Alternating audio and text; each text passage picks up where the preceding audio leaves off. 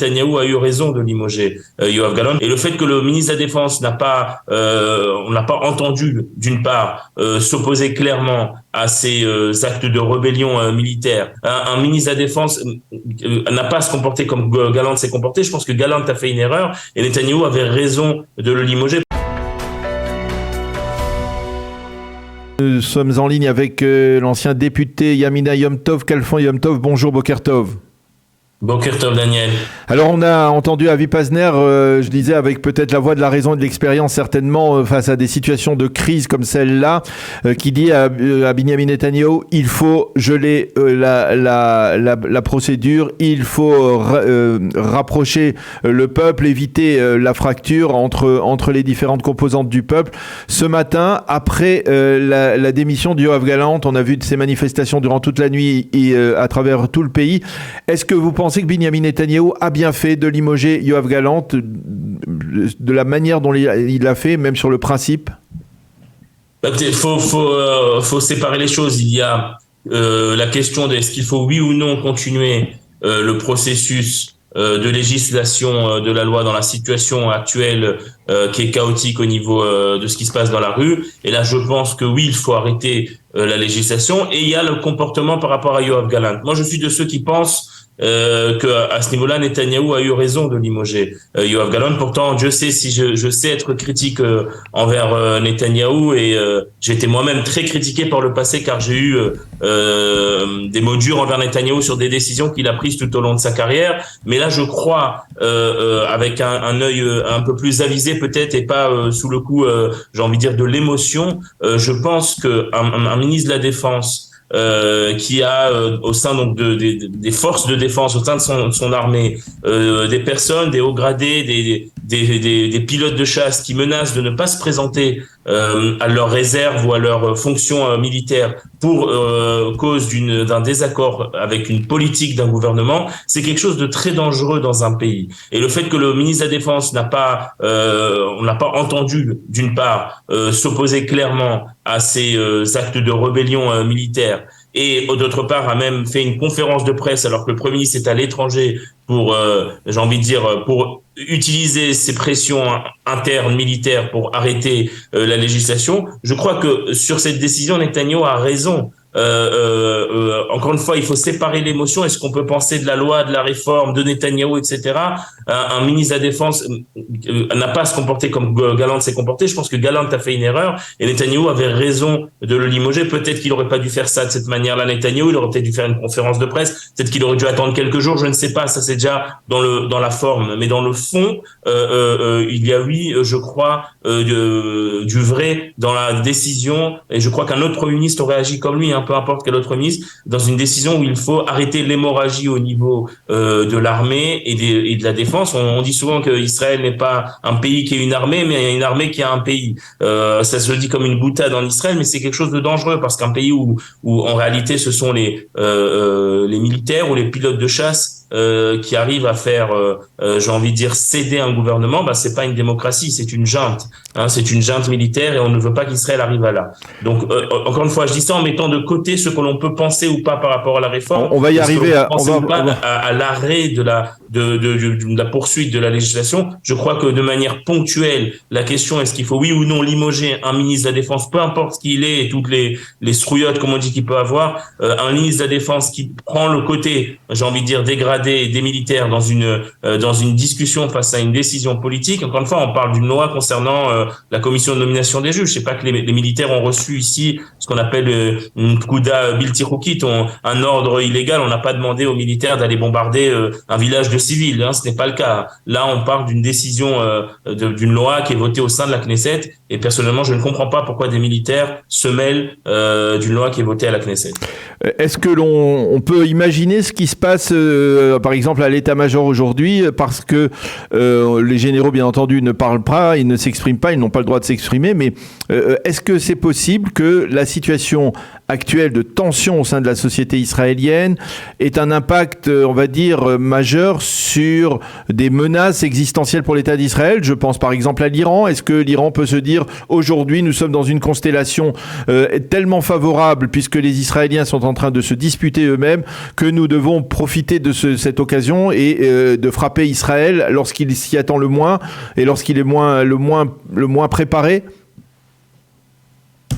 Je pense personnellement que l'Iran ou tous nos ennemis feraient une grave erreur d'attaquer Israël dans cette situation actuelle, puisque je reste de ceux qui pensent que les gens qui vivent dans ce pays, y compris les eaux gradées, ne vont pas nous mener au suicide. Et en fin de compte, oui, monteront dans leurs avions et dans leurs tanks pour contrer toute tentative de nos ennemis d'essayer de nous attaquer, parce que encore une fois, nous n'avons pas le luxe, c'est ce qu'il faut bien comprendre, nous n'avons pas le luxe de renoncer à notre survie sur cette terre. Nous n'avons pas d'autres pays et à un moment donné, ces tensions internes qu'il y a entre nous ne doivent pas nous faire oublier où est le vrai danger. Et le danger, il n'est pas à l'intérieur, mais il est à l'extérieur de ce pays, chez nos ennemis qui nous entourent. Et je suis de ceux qui pensent que dans une situation pareille, le public se réveillera et tout le monde ira servir pour vaincre l'ennemi, le vrai ennemi, puisque l'ennemi, encore une fois, il n'est pas en nous, l'ennemi, il est en dehors de nous. C'est l'Iran, c'est le Hamas, le Hezbollah, etc. Alors Yom Tov, vous l'avez entendu, la revue de la presse, les éditorialistes sont très critiques envers Binyamin Netanyahou. Certains affirment qu'il met en danger de facto la sécurité de l'État d'Israël en limogeant dans une période aussi tendue. Yoav Gallant, vous pensez qu'ils ont raison d'être inquiets, ces éditorialistes qui pensent ainsi? Comme souvent, c'est la réaction qui est prise comme étant ce qui met en danger Israël et pas l'acte en lui-même. Ce qui est dangereux pour la sécurité d'Israël, ce sont des réservistes, des pilotes qui conditionnent leur participation à l'effort de guerre à une acceptation ou un rejet d'une politique du pays. Ça, c'est dangereux pour la sécurité d'Israël. Imaginez-vous, demain, il y a un autre Premier ministre, je sais pas moi, de gauche par exemple, qui décide de mener une politique, et là, alors ce seront les pilotes de droite ou les soldats de droite qui diront nous ne venons pas à notre service parce que nous ne sommes pas d'accord avec le Premier ministre. C'est très dangereux. C'est ça ce qui est dangereux pour le pays, c'est l'implosion de l'armée sur des questions politiques. C'est la politisation du service militaire. Il y a rien de plus dangereux pour le pays. Alors, je pense que Netanyahou a voulu réagir à cela. Peut-être qu'il l'a fait de manière maladroite, certes, mais en tout cas, dans le fond, le fait qu'un Premier ministre veuille mettre fin à des tentatives de rébellion ou de refus au sein de l'armée, c'est quelque chose de juste en soi. Après, on peut parler de la manière, comme souvent dans cette coalition, malheureusement, qui peut-être fait des choses qui sont bonnes dans le fond. Moi, personnellement, je suis de ceux qui pensent qu'il y a vraiment besoin d'une réforme juridique dans le pays et qu'il y a des bons éléments dans la réforme qui est proposée, mais c'est plutôt dans la manière dont ça a été fait durant ces derniers mois, avec beaucoup d'arrogance et un manque de, j'ai envie de dire, de manœuvres politiques plus, j'ai envie de dire, plus élaborées, comme à l'époque l'avait fait peut-être Ayelet Shaked il y a quelques années, qui avait su, elle, nommer 4 juges conservateurs sans que le pays soit à feu et à sang. Parce que finalement, on est dans un stade où il ne reste presque plus rien de cette réforme.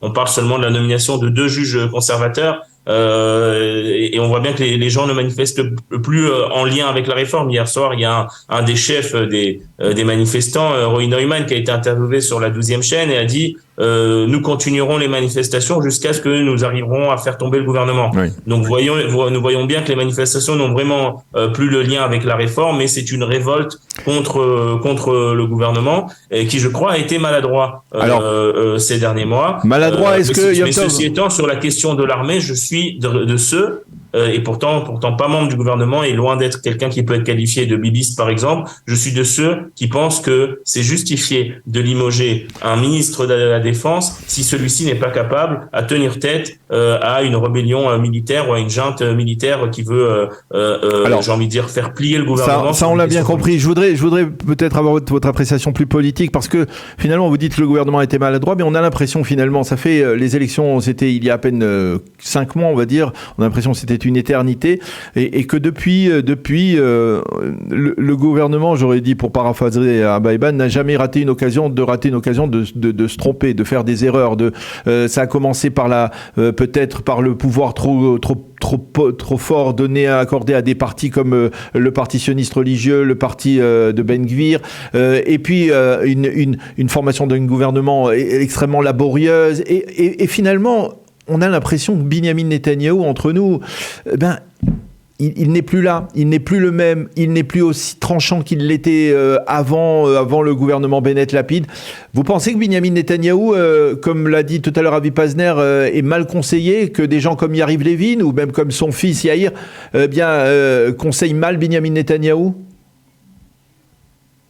Je ne sais pas, je rentrerai pas dans ces. Je l'ai jamais fait durant toute ma carrière politique personnellement. Je n'ai jamais parlé ni des gens qui entourent Netanyahou. Je pense que c'est à lui de prendre ses responsabilités et si on a des critiques, il faut les émettre envers l'homme et pas forcément son entourage. Tout homme politique a un entourage, tout Premier ministre pour avoir travaillé de près avec un Premier ministre en fonction, tout Premier ministre a un entourage et a des influences, mais en fin de compte, je pense que les critiques doivent être émises envers le Premier ministre en lui-même et pas envers son entourage. Ceci étant, il faut savoir ce qui se passe ces derniers mois, vous avez raison, il y a eu beaucoup d'erreurs qui ont été faites. Je pense que c'est lié à une certaine arrogance, pas de Netanyahou en lui-même, mais plutôt des ministres du gouvernement, des déclarations. Je pense au ministre Shlomo Kari qui a eu des déclarations très clivantes, à la ministre Galit Distal Atbarian et d'autres ministres qui ont peut-être, c'est un petit peu un effet de miroir à la période où ils étaient dans l'opposition. Lorsqu'ils étaient dans l'opposition, c'est l'ivresse du pouvoir. Ils ont mené une opposition très virulente. Ils ont peut-être parfois été trop loin. Ceux qui ont déjà, quand ils étaient dans l'opposition, mis la barre très haut dans leurs critiques. Rappelez-vous ces images à la Knesset, d'utiliser des photos de victimes du terrorisme pendant les discours de Bennett, etc. C'est-à-dire que quand ils étaient dans l'opposition, ils ont mis la barre très haute. De nouveau, quand ils ont repris leur fonction, ils sont redevenus à la coalition. Ils n'ont pas fait, j'ai envie de dire, le switch de comprendre que maintenant ce sont eux qui sont dans la coalition, qu'ils ont une responsabilité à avoir d'apaisement. Parce qu'en réalité, quand on est dans la coalition, on est là pour tout le pays. Voilà. On est là pour aussi bien ceux qui nous ont élus et ceux qui ne nous ont pas élus. Donc, c'est peut-être un cliché, mais c'est vrai. C'est-à-dire qu'on dit souvent quand un Premier ministre est élu, il doit dire « je suis le Premier ministre de tout le monde ». Et ça, je crois que les gens du Likoud, et pas que du Likoud, le parti de Smotrich et les partis ultra-orthodoxes ont oublié qu'ils ne sont pas uniquement la coalition des gens qui les ont élus. Ils sont en réalité la coalition qui dirige le pays pour tous ses habitants. Et si vous voulez diriger un pays dans le calme, vous devez faire comprendre, y compris à ceux qui n'ont pas voté pour vous, qu'ils peuvent avoir confiance en vous dans la gestion du pays. Et je crois que le gouvernement n'a pas fait ça. Le gouvernement a j'ai envie de dire, continué de travailler sur sa base électorale, comme s'il était dans l'opposition. En réalité, Ben Gvir aussi, notamment il a été très critiqué pour cela.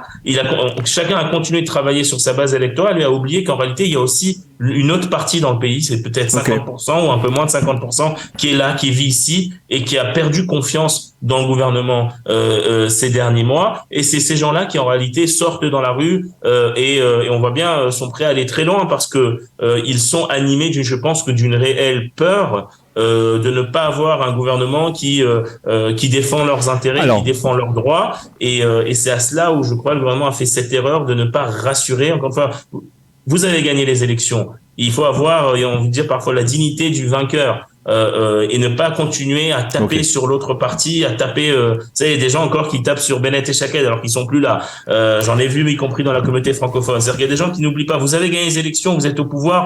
Maintenant, il faut avoir un petit peu de classe, de dignité, à savoir, j'ai envie de dire, ramener à soi, y compris les gens qui nous ont pas élus. Ça ne veut pas dire qu'il faut ne pas réformer Oui. ou faire une réforme juridique. Je répète, je suis de ceux qui soutiennent le fait qu'il faut avoir une réforme juridique. La réforme est très importante. Encore une fois, ce n'est pas sur le fond que je suis personnellement en désaccord avec le gouvernement, mais plutôt sur la forme. La manière dont on fait cela, il faut savoir le faire avec j'ai envie de dire, avec un peu plus d'entente, un peu plus de classe. Il y aura toujours déjà des manifestations. Merci je ne crois beaucoup. pas qu'un Premier ministre doit arrêter de réformer parce qu'il y a des manifestations dans un pays. Merci il y aura beaucoup. des manifestations, des gens qui s'opposent, c'est normal. Mais il faut aussi savoir, dans les déclarations, dans la manière dont les députés aussi s'expriment, peut-être un petit peu limiter les propositions de loi populistes qui, encore une fois, sont souvent, ces propositions de loi populistes ont pour but de faire monter d'un cran aux prochaines primaires du Likoud un des députés du Likoud et pas vraiment pour faire avancer le pays. Merci beaucoup Yom Tov Khalfon d'avoir accepté de répondre ce matin à nos questions au lendemain de cette soirée